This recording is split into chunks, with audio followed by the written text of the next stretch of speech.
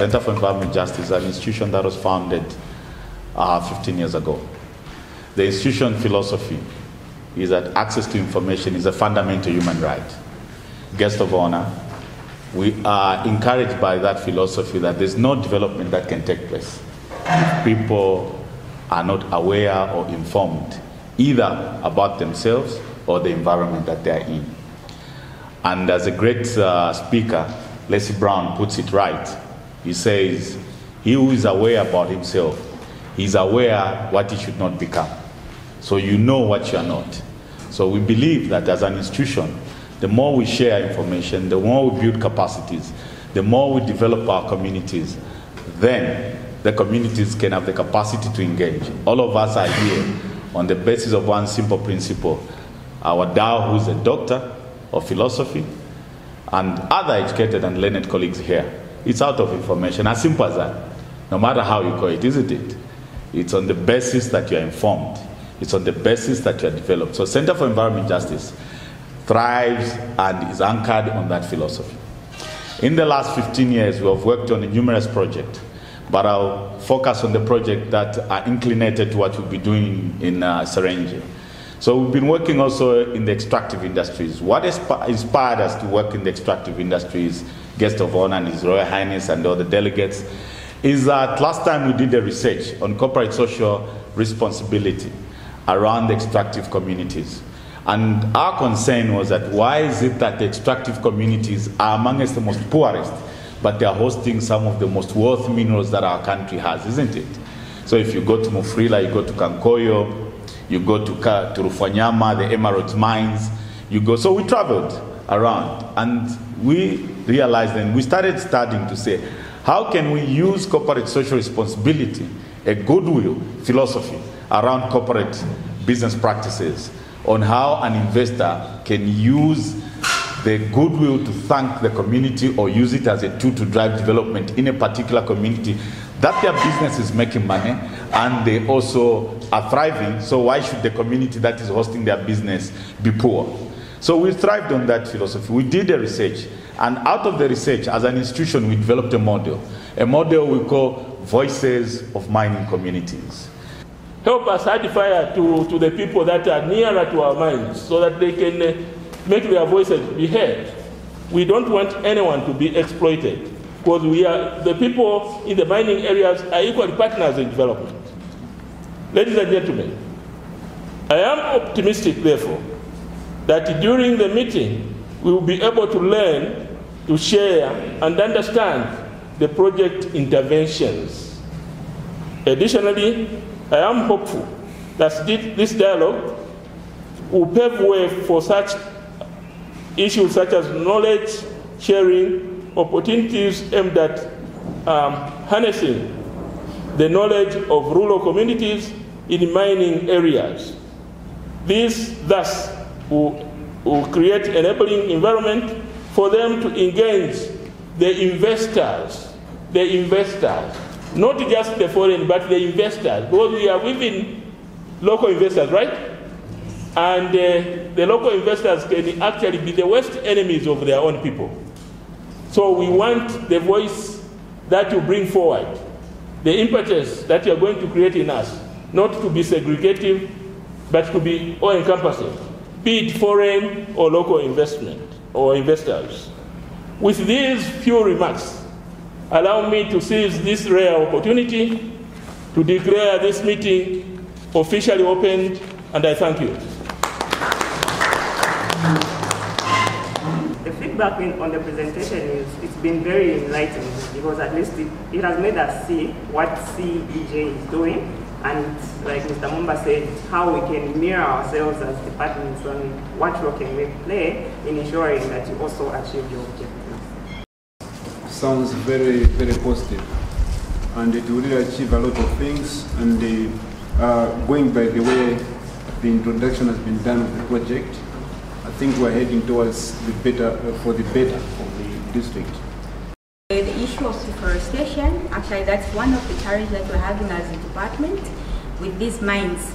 Because initially when they are just starting mining, they should first come to forest department, we do the flora assessment, of which each tree is priced and paid to the government. But you find that most of these mines, they don't come.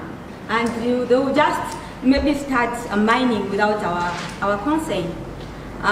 So this is a challenge that we're having as a district. And on the issue of charcoal, we have these smelting companies. They are using charcoal. According to their EPBs, they've indicated to say they're not supposed to use charcoal.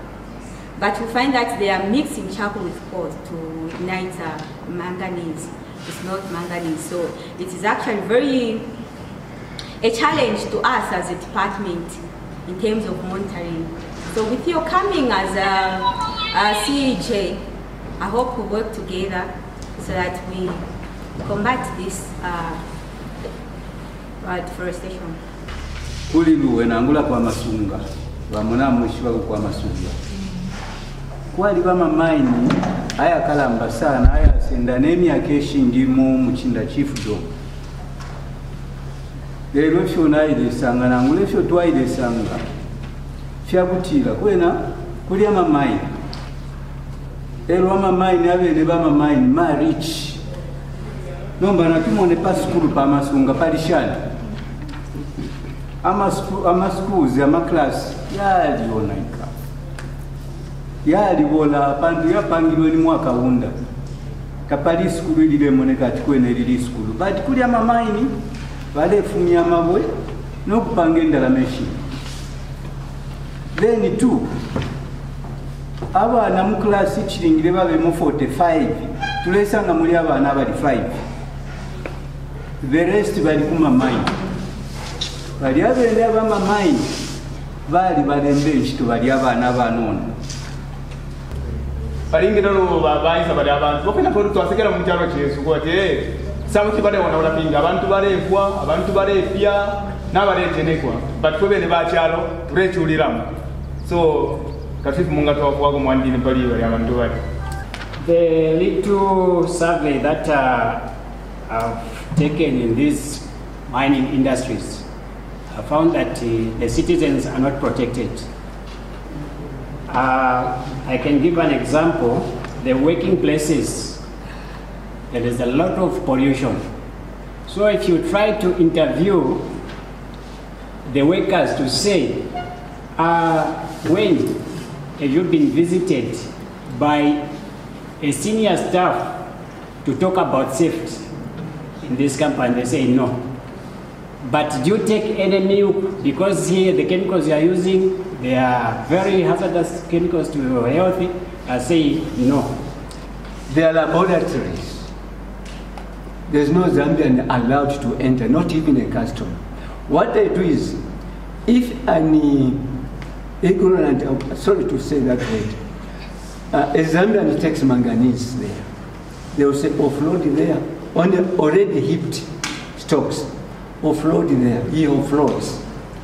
Now they take 2 stones and go to the laboratory without allowing that customer to go and weigh the quality of manganese. The investor, so-called investor, will come out and say, your manganese is of poor quality. We are buying it at 300 kwacha per metric ton. If that supplier says no, you'll say, take it. Now they have mixed with all the stones, all the stocks. How is he going to take? And what level is he going? That is what they have manipulated. But our manganese of Serenje is of high quality, which should cost not less than 2,000 kwacha per metric ton. So they have already exploited us. The issue of roads being damaged should not be just talked about in a shallow way. A very good example is the road from post office going Lumpamba. That road at the moment we can say is non-functional. Why? Because the bridge is damaged by these heavy moving machines for mines. The honest part of the community, when you are implementing livelihood activities, you discover that an activity which is supposed to benefit the entire community, it might end up benefiting only one family, because they will end up registering all their members from that family, excluding other families.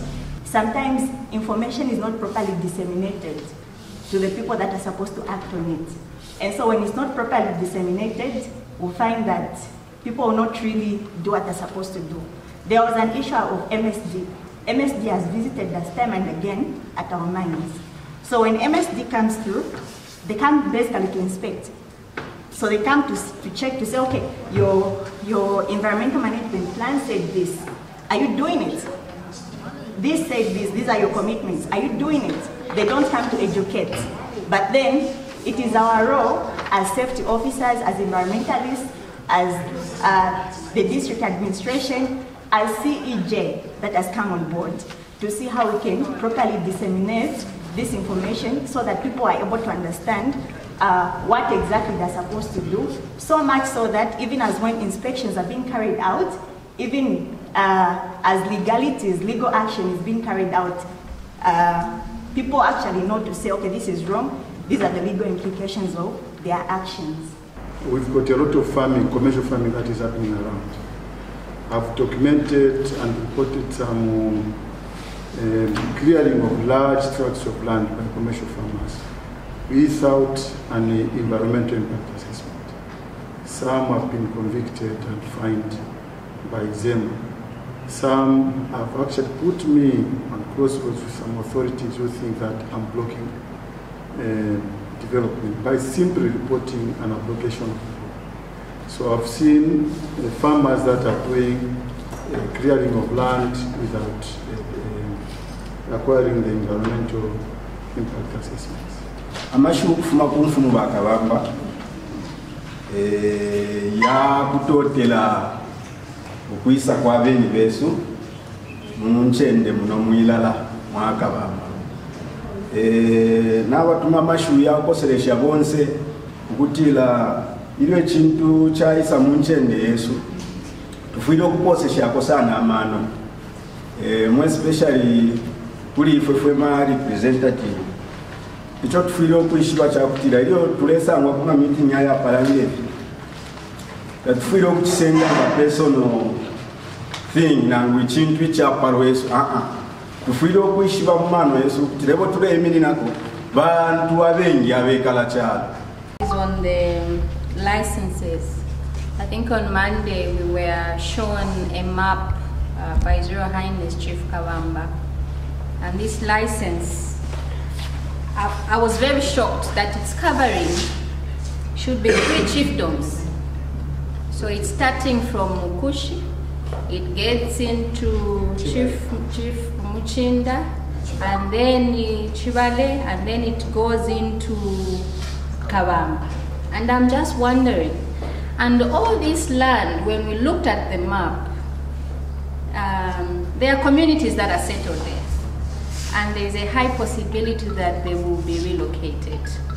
So we are just bringing this to the attention of the district, that there's this license holder that has covered 3 chiefdoms,